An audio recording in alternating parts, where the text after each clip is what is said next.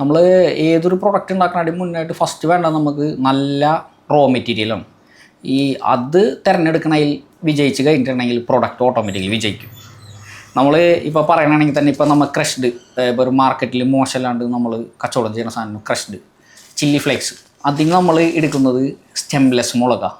ആ സ്റ്റെംലെസ് മുളക് ചെയ്യുമ്പോൾ നല്ലൊരു രുചിയും കിട്ടും, നല്ലൊരു നീറ്റ് ആൻഡ് ക്ലീൻ ആയിരിക്കും. അപ്പോൾ സ്റ്റെംലെസ് ആണ് നമ്മളത് ചെയ്യണത്. അതുകൂടാണ്ട് നമ്മൾ മഞ്ഞളാണെങ്കിൽ ചെയ്യണമെന്ന് വെച്ചിട്ടുണ്ടെങ്കിൽ തനിച്ചുള്ള മെഷീനിൽ മാത്രമാണ് മഞ്ഞൾ പൊടിച്ചിട്ട് നമ്മൾ മാർക്കറ്റിലേക്ക് കൊണ്ടുപോകണം. അതുകൂടാണ്ട് എല്ലാ പ്രൊഡക്റ്റുകളും നമ്മൾ നമ്മുടേതായ ഒരു ടച്ച് ഉണ്ടായിരിക്കും. അതുകൂടാണ്ട് ഇവിടെ വന്നു കഴിഞ്ഞിട്ടുണ്ടെങ്കിലും നമ്മളെ ഭാഗത്തുനിന്ന് ഒരു ക്ലീനിങ് പ്രോസസ്സും കൂടി ഉണ്ട്. അത് കഴിഞ്ഞിട്ടാണ് നമ്മൾ പാക്കിങ്ങിലേക്ക് മാറ്റുക, ഏത് സീഡ് ഐറ്റംസുകൾ അല്ലെങ്കിൽ പ്രൊഡക്ഷനിലേക്ക് മാറ്റാം. എന്നിട്ട് മാത്രമേ എല്ലാം ഒരു കസ്റ്റമറിൻ്റെ കയ്യിലേക്ക് എത്തുള്ളൂ.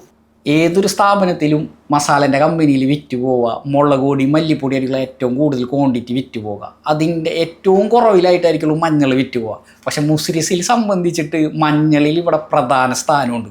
കാരണം എന്ന് വെച്ചിട്ടുണ്ടെങ്കിൽ ഇവിടുത്തെ നമ്മൾ ഈ കൊടുങ്ങല്ലൂർ ഭാഗം അല്ലെങ്കിൽ തൃശ്ശൂർ ജില്ല പറവൂർ ഭാഗത്തുള്ള ഒരുവിധവും പൂജാ കടകളിലേക്ക് മുസ്രിസിൻ്റെ മഞ്ഞളാണ് കൊണ്ടുപോവുക. കാരണം എന്ന് വെച്ചിട്ടുണ്ടെങ്കിൽ നമ്മുടെ മുസ്രിസിൻ്റെ മഞ്ഞൾ മാത്രമാണ് തനിച്ചടി എന്ന് പറയുന്ന മഞ്ഞൾ.